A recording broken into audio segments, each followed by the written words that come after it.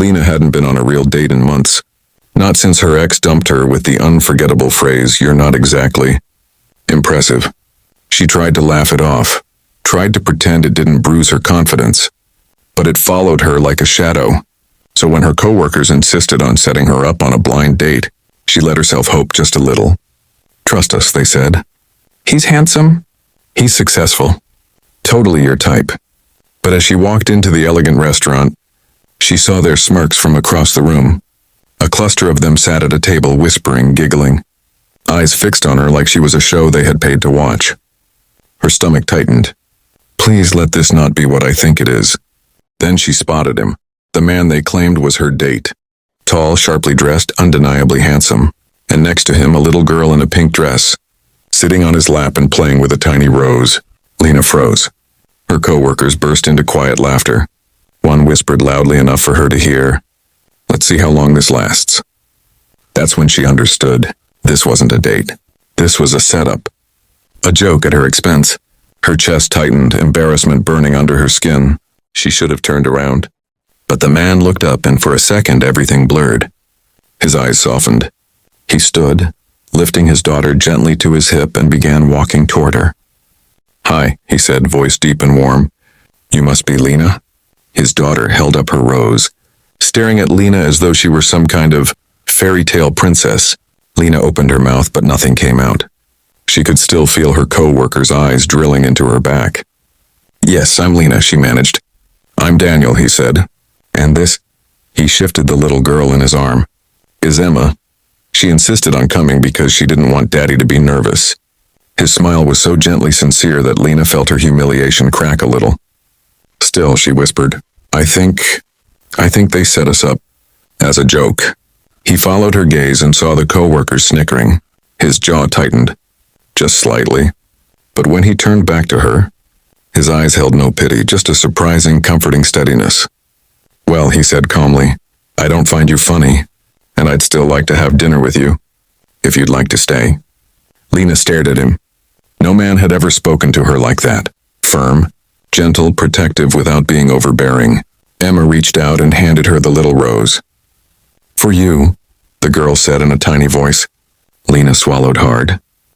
I'd love to stay." Her co-worker's smirks faded. What Lena expected to be awkward and painful turned into one of the best evenings of her life.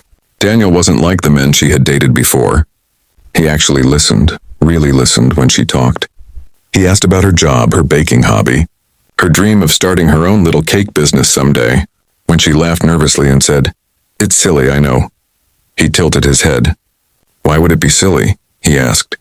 "Creating something beautiful and making people happy? That's the opposite of silly." She felt something unfamiliar warmth spread inside her, and Emma adored her. She kept sliding her tiny hand into Lena's, asking questions, smiling, resting her head on Daniel's shoulder as if Lena already belonged there. At one moment, Lena noticed her co-workers glaring from across the room, confused and irritated that their joke wasn't going as planned. Embarrassment flickered again. But then Daniel leaned forward slightly, his voice low. "Don't look at them." He held her gaze. "Look at me." And she did. For the rest of the night, she forgot they existed. By dessert, Lena realized she wasn't thinking about her ex, or her co-worker's cruelty, or the embarrassment she'd walked in with. She was thinking about how Daniel's eyes warmed when Emma giggled.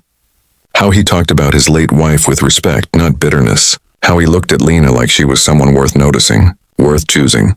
She wasn't used to that feeling. When dinner ended, Daniel asked softly, "Can you wait here for just a moment?" Before she could answer, he walked toward her co-worker's table, Emma still perched on his hip. The group straightened, startled. Daniel placed Emma gently on the table edge, where she sat swinging her legs, innocent as sunshine. Then he turned to the co-workers. "I'm Daniel Ford," he said plainly. Their smirks fell instantly, because the name was well known. The owner of the restaurant they were sitting in. A young CEO whose company was on every business magazine cover. No one had told Lena that part. "We heard," one co-worker stammered. Nice to meet you, sir." Daniel cut them off. "Lena walked in thinking she was on a real date," he said. "And instead you humiliated her." The table went silent. He continued, calm but with unmistakable coldness. If you wanted to test her character, congratulations. She passed. You didn't. His words struck sharp and true. Then, even more shocking, Daniel stepped back, holding Emma's hand, and walked straight to Lena. In front of the entire restaurant, in front of her stunned coworkers, in front of the staff who now pretended not to stare, Daniel sank to one knee. Lena gasped, hand flying to her mouth. He wasn't holding a ring. He was holding the rose. The same rose from the beginning of the night. I know this is fast, he said softly. I'm not asking you to marry me. Not tonight. Not before you're ready. He looked up at her with those steady, warm eyes. But I am asking for something important. He offered her the rose. Lena, will you let me show you what real love looks like? Will you allow me the chance to earn your heart with patience, with respect, and with time? Emma tugged Lena's dress gently. Please say yes, she whispered.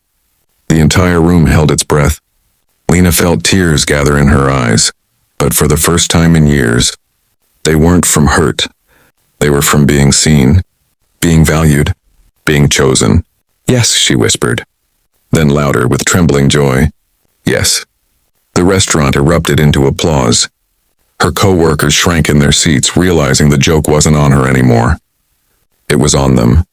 Daniel stood lifting her hand to his lips, Emma hugging her leg like she already belonged to them. And in that moment, Lena understood something she had never believed before. Sometimes the cruelest beginnings lead to the most beautiful miracles.